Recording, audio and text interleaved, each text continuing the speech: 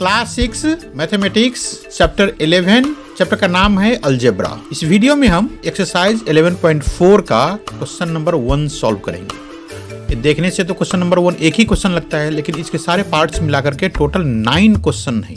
Exercise शुरू करने से पहले मैं आपको ये सलाह देना चाहता हूँ कि यदि आपने एक्सरसाइज 11.3 का मतलब इससे पिछले वाले एक्सरसाइज का वीडियो नहीं देखा है तो पहले वो देख लो, क्योंकि इसका क्वेश्चन थोड़ा सा स्टैंडर्ड टाइप का है और आपको ये क्वेश्चन तभी समझ में आएगा जब आप एक्सरसाइज 11.3 सॉल्व कर लोगे।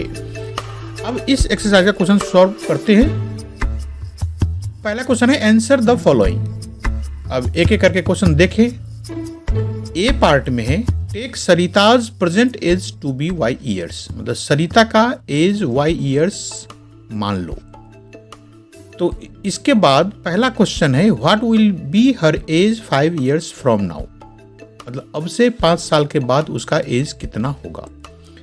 इसके सेकेंड है what was her age 3 years back, मतलब अब से 3 साल पहले उसकी एज कितनी थी। थर्ड भी है Sarita's grandfather is 6 times her age, what is the age of her grandfather. Fourth में है grandmother is 2 years younger than grandfather, what is grandmother's as.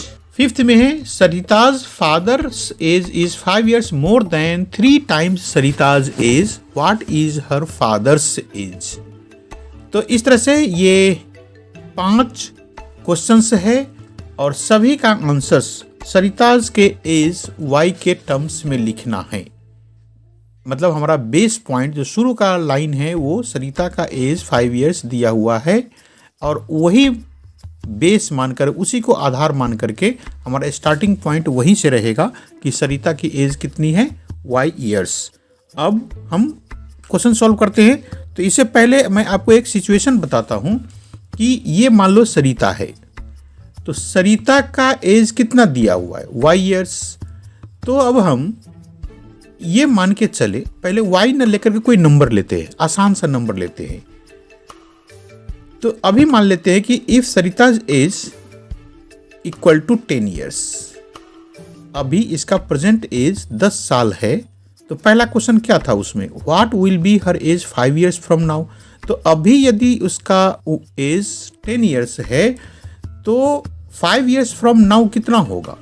आप सोच सकते हो कि जो बच्चा अभी 10 साल की है उनका एज 5 साल के बाद कितना हो जाएगा। तो हम क्या करेंगे इसमें, तो 10 में 5 जोड़ेंगे, इसका मतलब हो जाएगा 15 years, 15 साल का हो जाएगा। जो बच्चा अभी 10 साल का है 5 साल का तो 15 साल का हो जाएगा। बिल्कुल सिंपल सी बात है, छोटी सी बात है। ये 1-2 क्लास के बच्चे भी इसका आंसर दे सकता है। अब हम ये सोचते हैं कि अभी इसकी उम्र वाई ईयर्स है तो 5 साल के बाद कितना होगा। तो यहाँ पे जब हमने ये ऐड किया था +5, तो आपको लगा होगा कि ये तो बिना +5 किए ही हम बोल सकते हैं कि अभी 10 साल है, 5 साल के बाद 15 साल हो जाएगा। लेकिन यहाँ पे मैंने +5 किया था इस क्वेश्चन का आंसर लिखने के लिए। तो जब अभी का एज वाई ईयर्स है तो 5 साल के बाद क्या करेंगे, हम इसमें प्लस करेंगे 5। बस ये बात सोचना है आपको। अभी जितना एज है 5 साल के बाद उसमें हम 5 years जोड़ के पता कर सकते हैं कि 5 साल के बाद कितना उसका उम्र होगा। अब ये फर्क है, यहाँ पे दोनों नंबर से तो हमने 15 कर दिया, लेकिन ये नंबर्स नहीं है, एक लेटर है और एक नंबर है, तो इसको कुछ नहीं कर सकते। यही आंसर लिखना होगा कि कितना हो जाएगा उसका एज y + 5 years। अब ये y + 5 years वहां पे लिख दे, ये आंसर हो जाएगा हमारा कि 5 साल के बाद उसका एज हो जाएगा y + 5 years। दूसरा क्वेश्चन देखते हैं। यहाँ पे सेकेंड पार्ट में है what was her age 3 years back, मतलब 3 साल पहले उसकी एज कितनी थी। तो फिर से एक नंबर से स्टार्ट करते हैं। If present age equal to 10 years, मान लो कि अभी का एज सरिता का है 10 साल, तो 3 साल पहले कितना रहा होगा। तो ये थोड़ा सा दिमाग लगाओ, अभी 10 साल है तो 3 साल पहले कितना हुआ रहा होगा। तो उसमें क्या करेंगे, हम 10 में से 3 को घटा देंगे। तो यहाँ पे लिखो 10 - 3 = हम 7 लिखेंगे, 7 years। मतलब जो बच्चा अभी 10 साल का है 3 साल पहले वो 7 साल का रहा होगा।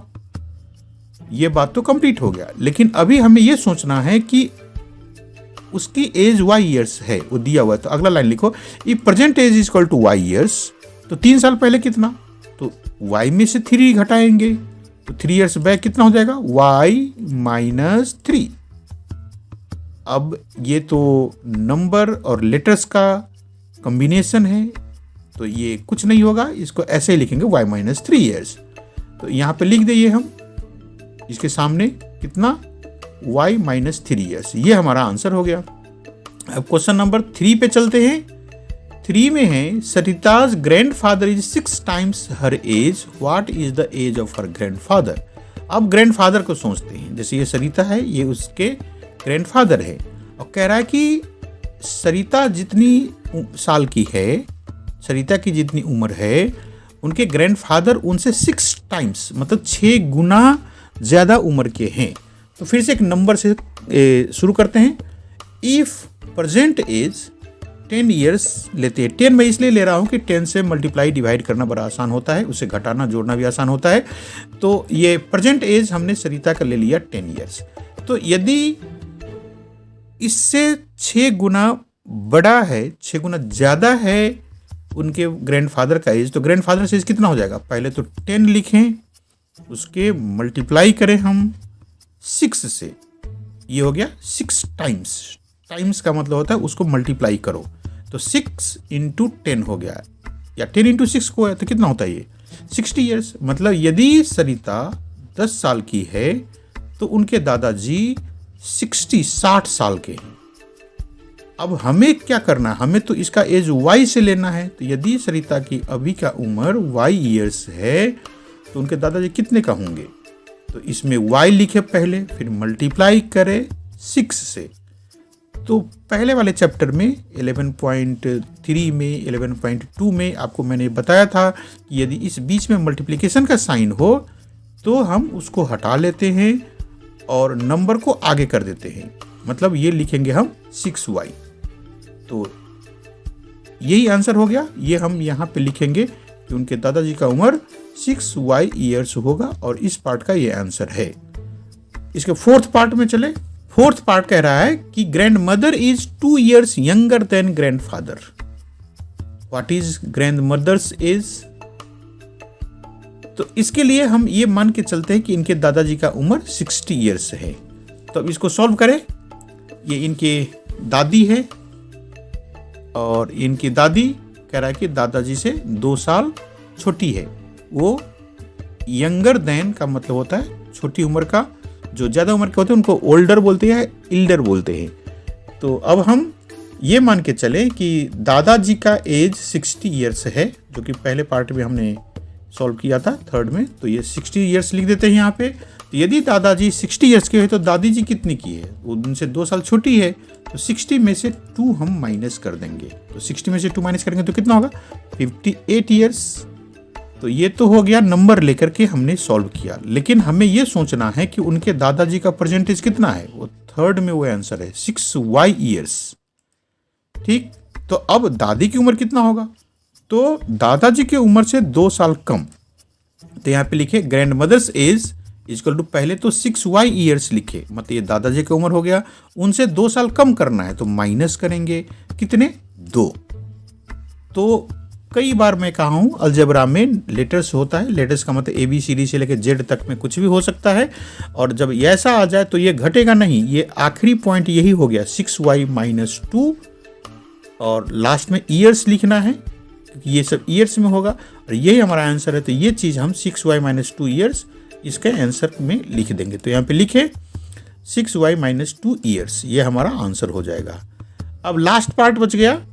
तो यहाँ पे हम ये देखें सरिताज फादर, मतलब ये सरिता की उम्र से सभी के दादा दादी और उसके पापा सभी का एज में चेंज करना है कि उस सरिता के एज मिला करके सरिता के एज के टर्म्स में इन लोगों का एज कितना है। तो एक नया कंडीशन आया कि Sarita's father's age is 5 years more than 3 times Sarita's age, what is her father's age. तो पहले पापा को देखें, ये इसका पापा का फिगर है, फोटो है, और मानते फिर से नंबर से मैं समझाता हूँ। हर एक क्वेश्चन को मैंने नंबर से समझाया है। उसके बाद लेटर्स के टर्म्स में आंसर लिखा है। तो यदि सरिता की अभी का एज 10 ईयर्स है तो उनके पापा का कितना होगा? फादर्स एज, अब कंडीशन देखिए, fathers age is 5 years more than 3 times. तो पहले तो 3 टाइम्स निकाले। टाइम्स का मतलब क्या होता है कि मल्टीप्लाई करना है। तो पहले हम 10 में 3 से मल्टीप्लाई कर दे, तो ये तो हो गया 3 टाइम्स। अब है 5 ईयर्स मोर, उससे भी 5 साल ज्यादा, तो इसमें हम ऐड करेंगे 5 साल। तो अब ये देख लो, 10 इंटू 3 30 हो गया, मतलब 30 प्लस 5 35 हो गया, तो ये हो गया 35 ईयर्स। मतलब यदि सरिता की उम्र 10 ईयर्स है तो जो कंडीशन दिया है उससे पता चलता है कि उसके पापा का एज 35 ईयर्स होगा। अब हम ये लेके चले कि सरिता की एज तो y है, तब उसके पापा का एज कितना होगा? तो उसके पापा में हम क्या करेंगे, सरिता की एज को 3 से मल्टीप्लाई करें और उसमें 5 ऐड करें। जो प्रोसेस हमने यहाँ पे किया है वही करके दिखाया। तो ये कितना हो जाएगा, 3 इंटू वाई, तो 3y हो गया, प्लस 5, तो ये 3y प्लस 5 ईयर्स उसके पापा का एज हो जाएगा। इसी तरह से नंबर को लेटर्स वाले क्वेश्चंस में कैसे चेंज करते हैं, ये अलजेब्रा का शुरू का चैप्टर्स है। इनको बड़े अच्छे से सीखो तो आपको मैथ्स बहुत आसान लगेगा। और मैं अपनी इस वीडियो में पूरा कोशिश किया हूँ कि आपको ये वीडियो देख के ही सारा जो प्रॉब्लम्स है वो सॉल्व हो जाए। बस चैनल को सब्सक्राइब कर दो और अपने जान पहचान के जो भी लोग हैं उन सबको बोलो कि चैनल देखें। तो अब यहाँ पे हम क्वेश्चन नंबर 5 का आंसर लिख ले। ये कितना लिखे, 3y प्लस 5 ईयर्स। तो इस तरह से ये क्वेश्चन 1 का ए में जितने भी पार्ट्स था 1 से लेकर 5 तक सारे क्वेश्चंस कंप्लीट हो गया। अब चलते हम बी में। तो इसका बी का क्वेश्चन देखें। The length of a rectangular hall is 4 metres less than 3 times the breadth of the hall. What is the length if the breadth is b metres?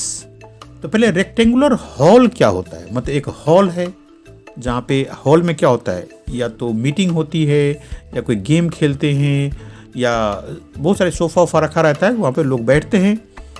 तो एक रेक्टेंगुलर हॉल है, मतलब एक हॉल है रेक्टेंगल टाइप का। तो पहले मैं आपको रेक्टेंगल का फिगर दिखाता हूँ। ये रेक्टेंगल का फिगर है, उसमें लेंथ और ये ब्रेथ है। रेक्टेंगल किसे कहते हैं? जो आमने सामने की साइड बराबर होता है और सारे एंगल 90 डिग्री है।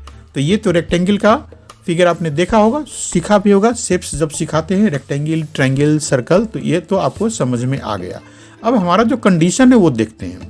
ये कंडीशन कह रहा है कि जो लेंथ है हॉल का वो 4 मीटर लेस है 3 times the breadth of the hall. तो हम ब्रेथ को मानते हैं 10, जैसे 10 मीटर का इसकी ब्रेथ है। तो अब लेंथ कितना होगा, पहले तो इसका 3 टाइम्स करें। तो जैसे टाइम्स का मतलब हमें पता है मल्टीप्लाई करना होता है, तो हम ये लेंथ लिख रहे हैं कितना, ये जो ब्रेथ है उसका 3 टाइम्स। तो ब्रेथ लिखा पहले हमने, इसमें मल्टीप्लाई करना है कितने से, 3 से। अब ये हो गया 3 टाइम्स ऑफ ब्रेथ, और उससे 4 मीटर कम। तो कम, लेस का मतलब कम, इसमें से हम माइनस करेंगे 4 मीटर। अब ये सारे नंबर्स है तो हम इसका आंसर लिख सकते हैं कितना, जैसे 10 इंटू 3 30 हो गया, 30 में से 4 को हम माइनस कर दे तो 30 माइनस 4 कितना हो जाएगा, 26 या 26 कहो तो ये हो जाएगा 26 मीटर। लेकिन अभी तो हमारा ब्रेथ बी लेना है। ये लास्ट लाइन है कि what is the length if the breadth is b metres. तो ब्रेथ यदि b है तब हमें ये काम करना है, पहले तो इसका 3 टाइम्स करें फिर उसमें से 4 घटाए। तो लिखते हैं हम ब्रेथ हो गया b, उससे हम मल्टीप्लाई करेंगे 3 को क्योंकि 3 टाइम्स है, और उसमें से माइनस करेंगे हम 4 को। तो मैं बार बार कह रहा हूं कि जो नंबर्स रहता तो उसका आंसर तो आ जाता इस तरह से, लेकिन ये लेटर्स है तो इसको ऐसे ही छोड़ना होगा। तो हम क्या लिखेंगे, 3b। ये 3b कहाँ से आ गया, b को 3 से मल्टीप्लाई करेंगे तो ये साइन हट जाता है मल्टीप्लिकेशन का और नंबर आगे लिखते हैं, इसलिए 3b हो गया, माइनस का साइन लगा के 4 हो गया। तो यही होगा लेंथ। तो यहाँ पे हम लिख दे कि length is equal to 3b minus 4, और ये आंसर हो गया मीटर्स में, क्योंकि ये ब्रेथ मीटर्स में है तो लेंथ भी मीटर्स में आएगा और यही आंसर होगा। तो आपको जब नोटबुक में लिखना होगा तो बस आप यही लाइन लिखना। ये तो मैं अपनी तरफ से समझाने के लिए आपको ये बता रहा हूँ एग्जाम्पल दे दे करके। ठीक है, क्वेश्चन नंबर सी पे चले। ये क्वेश्चन है, ए rectangular box has height h centimetre, its length is 5 times the height. देखो हाइट h है और उसका लेंथ 5 टाइम्स हाइट के है, and breadth is 10 centimetre less than the length, और जो ब्रेथ है वो 10 सेंटीमीटर कम है। Express the length and breadth of the box in terms of height. तो हमें लेंथ भी लिखना है और ब्रेथ भी लिखना है इन टर्म्स ऑफ हाइट। तो पहले फिर से, जैसा कि मैं सारे क्वेश्चंस में करता आ रहा हूँ, पहले मैं आपको एक बार नंबर दे करके ये समझाता हूँ। यदि हाइट को यदि हम 10 सेंटीमीटर मान ले तो लेंथ कितना होगा? तो लेंथ कह रहा है 5 टाइम्स, तो 10 को हम 5 से मल्टीप्लाई कर दे तो कितना हो जाएगा? 10 इंटू 5 50 सेंटीमीटर हो जाएगा। और ब्रेथ कितना होगा? कह रहा है कि लेंथ से 10 सेंटीमीटर कम, तो लेंथ हमारा कितना है? 50 सेंटीमीटर। और ब्रेथ कितना होगा? 50 सेंटीमीटर में से हम माइनस करेंगे 10, तो ये हो गया 50 में से 10 गया तो कितना? 40 सेंटीमीटर। तो ये नंबर दे करके मैं बता दिया। अब ऐसे ही दिमाग में यही बात रखो कि ये हमें करना है, लेकिन वहाँ पे लेटर लेना है h। तो अब हम लिखें कि if height is equal to h centimetre. ये h कहाँ से आ गया? वो दे रखा है क्वेश्चन में कि रेक्टेंगुलर बॉक्स का हाइट कितना है? h सेंटीमीटर, इसलिए हमने h सेंटीमीटर लिखा। अब लेंथ कितना होगा? तो लेंथ होगा हाइट का 5 टाइम्स। तो हाइट h है, उसको टाइम्स है, इसलिए हमने मल्टीप्लाई किया 5 से, तो कितना हो गया? ये 5h। मल्टीप्लिकेशन में क्या होता है? ये साइन हटा देते हैं, ये जो मल्टीप्लिकेशन का साइन हटा करके और नंबर को आगे कर देते हैं, तो 5h सेंटीमीटर हो गया। ये तो क्या लेंथ। अब ब्रेथ कितना है? ब्रेथ है लेंथ से 10 सेंटीमीटर कम, तो लेंथ कितना है? ये 5h है, तो 5h लिखे, उसमें से माइनस कर दे 10, तो ये हो गया 5h माइनस 10 सेंटीमीटर। और यही दो आंसर हो गया हमारा लेंथ और ब्रेथ का। तो ये आंसर आ गया, यहाँ पे लिख दे आंसर, ये कंप्लीट हो गया। अगला क्वेश्चन चलते हैं डी में। डी में है मीना, बीना एंड लीना, ये 3 जने हैं, are climbing the steps to hill top. मतलब वो पहाड़ी पे वो लोग चढ़ रहे हैं, पहाड़ी पे ऊपर जाने क्या। तो Meena is at step S. Meena जहाँ पे है उसका नाम है स्टेप एस। स्टेप क्या होता है? जैसे चढ़ाई की जो सीढ़ियाँ होती है वो। Beena is 8 steps ahead and Leena is 7 steps behind.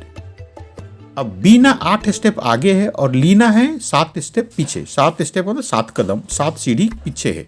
Where are Beena and Leena, the total number of steps to the hill top is 10 less than 4 times what Meena has reached. Express total number of steps using S. बड़ा सा question है, धीरे धीरे इसको solve करेंगे। तो पहले हम सिचुएशन देखें। जैसे पहाड़ी की चढ़ाई है, यहाँ पे 3 जने हैं, मैंने सबका नाम लिख रखा है यहाँ पे। जो बीच में है वो मीना है, ठीक है। और मीना जहाँ पे है वो कह रहा है कि Meena is at step S, तो यहाँ पे मैं एस लिख देता हूँ। मतलब मीना जिस जगह पे है वो एस लिख दें उस जगह को। और Beena is 8 steps ahead and Leena is 7 steps behind. तो अब इसको जो आगे है वो कौन है? वो बीना है, तो बीना लिखे यहाँ पे। बीना कितनी कदम आगे है? 8 कदम आगे, तो हमने लिख दिया बीना 8 स्टेप्स अहेड है। स्टेप्स का मतलब जैसे कि ये चलेंगे तो 8 कदम आगे है। स्टेप्स को आप ऐसे भी समझ सकते हो, मैं दूसरा फिगर में दिखाता हूँ। जैसे पहाड़ी की चढ़ाई है और ये जो सीढ़ियाँ बनी हैं उनको भी स्टेप्स बोलते हैं। तो मीना जहाँ पे है, बीना उससे 8 सीढ़ियाँ आगे है। और रह गई बात ये लीना की, तो ये जो पीछे है वो लीना है, और ये कितने कदम पीछे है? वो है 7 कदम पीछे। तो इस तरह से सिचुएशन बना। बीच का है मीना, आगे है बीना, वो 8 कदम आगे है, और जो लीना है वो 7 कदम पीछे है। अब हम क्वेश्चंस में देखें कि where are Beena and Leena, ये हमें लिखना है ये एस के टर्म्स में। तो हम यहाँ पे लिखे कि बीना इज एट स्टेप। यदि मीना को एस मानते हैं तो बीना उससे 8 आगे है, तो हम क्या करेंगे? एस तो हो गया मीना का, और उसमें हम ऐड करेंगे कितने? 8, क्योंकि बीना के लिए लिख रहे हैं, तो ये हो गया। अब हम लीना के लिए लिखे, तो लीना के लिए लिखेंगे तो ये लीना मीना से 7 कदम पीछे है, तो हम यहाँ पे एस लिखे, पीछे है इसलिए कम लिखेंगे, कम का मतलब माइनस, और ये हो गया 7, तो ये हो गया बीना और लीना का। और ये 2 काम तो हो गया। अब है कि total number of steps to the hill top is 10 less than 4 times where या व्हाट मीना हैज रिच्ड। जो टोटल नंबर ऑफ स्टेप्स है जो हिल टॉप तक का, मतलब पहाड़ की जो चढ़ाई पे पूरा स्टेप्स कितने हैं? 4 टाइम्स मीना हैज रिच्ड। तो अब लिखे टोटल नंबर ऑफ स्टेप्स कितना, मीना जहाँ पे पहुंची है, तो मीना कहाँ पे पहुंची है, एस पे, और उसके 4 टाइम्स, तो हम 4 इंटू एस करेंगे और उससे 10 लेस। तो कई क्वेश्चन हमने ऐसे कर लिया, तो यहाँ पे माइनस करेंगे और 10 कर देंगे, तो यही आंसर हो जाएगा कितना, इस मल्टीप्लिकेशन को हटा दो तो 4s माइनस 10 हो जाएगा, 4s माइनस 10, और इस तरह से ये आंसर हो गया। तो हमारा आंसर क्या क्या आया, s प्लस 8, s माइनस 7 और 4s माइनस 10। तो इस तरह से ये क्वेश्चन नंबर डी अब कंप्लीट हुआ। अब क्वेश्चन नंबर ई देखते हैं। ए बस travels eight v kilometre per hour, एक बस v किलोमीटर, यहाँ पे नंबर नहीं है, जैसे कि हम बस का speed 40 kilometre per hour, 60 kilometre per hour या 20 किलोमीटर पर आवर लिखते हैं, वो नहीं लिखा है, v लिखा है, तो हमें आंसर में v ही रहेगा। तो ए बस travels eight v kilometre per hour, मतलब एक बस एक आवर में, एक घंटा में v किलोमीटर चलती है। It is going from Daspur to Bispur. अब ये इमेजिनरी कोई नाम है, कोई गांव का नाम होगा, कि दासपुर से बीसपुर जा रही है बस। After the bus has travelled 5 hours, मतलब बस चलने के 5 घंटे के बाद बीसपुर इज स्टिल 20 किलोमीटर अवे, अभी भी बीसपुर 20 किलोमीटर दूर है, अभी भी बस को 20 किलोमीटर चलना है। तो what is the distance from Daspur to Bispur, express it using v. तो अब मैं आपको एक सिचुएशन दिखा रहा हूं, जैसे ये बस ले लें, ये बस कहाँ से चली थी, फ्रॉम दासपुर टू बीसपुर, तो पीछे का जो जगह है वो दासपुर है, पीछे का जो गांव होगा, और इसको जाना कहाँ है, इसको जाना है बीसपुर। ये बस दासपुर से बीसपुर जा रही है और इसका स्पीड कितना है, v किलोमीटर, मतलब वो कितना चलती है बस, तो v किलोमीटर पर आवर, मतलब 1 घंटा में ये v किलोमीटर चलती है। तो ये लिखते चले, हमें तो पता करना है कि 5 घंटा में कितना चला। तो यदि ये v किलोमीटर पर आवर चलती है तो इन 1 आवर डिस्टेंस ट्रेवल कितना होगा, हम लिखेंगे v किलोमीटर इंटू 1। अब 2 आवर्स में कितना डिस्टेंस ट्रेवल हो जाएगा, v किलोमीटर इंटू 2। जैसे कि कोई गाड़ी 50 किलोमीटर की स्पीड से चल रही है तो 1 घंटा में 50 किलोमीटर, 2 घंटा में 50 इंटू 2 100 किलोमीटर। तो यहाँ पे नंबर तो लिखना नहीं है, यहाँ तो v लिखना है, तो इसलिए हम यहाँ पे आवर बढ़ा रहे हैं, यहाँ पे मल्टीप्लाई कर देता हूँ मैं उस नंबर से। अब 3 घंटे में कितना, तो v किलोमीटर इंटू 3, 4 में कितना, तो v किलोमीटर इंटू 4, और 5 आवर्स में कितना, तो v किलोमीटर इंटू 5। तो यहाँ पे 5 घंटा दिया था, वहाँ तक हम पहुँच गए। तो क्या होगा, v किलोमीटर इंटू 5 को यदि हम सॉल्व करें तो क्या 5 आगे चला जाएगा, तो ये हो जाएगा 5v किलोमीटर, मतलब 5 घंटे यदि बस चलेगी तो 5v किलोमीटर होगा।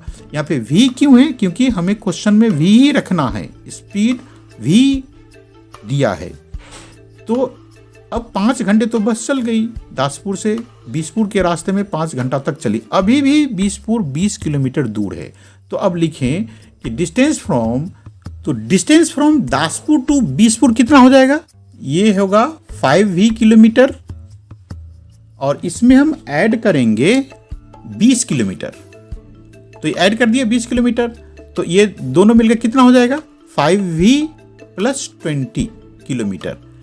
अब यहाँ पे कई टर्म्स है, 5 भी है, प्लस 20 भी है, किलोमीटर भी है। तो सबसे अच्छा आइडिया ये रहेगा कि किलोमीटर से पहले का जो भी टर्म्स है उनको हम एक ब्रैकेट में लिख दें।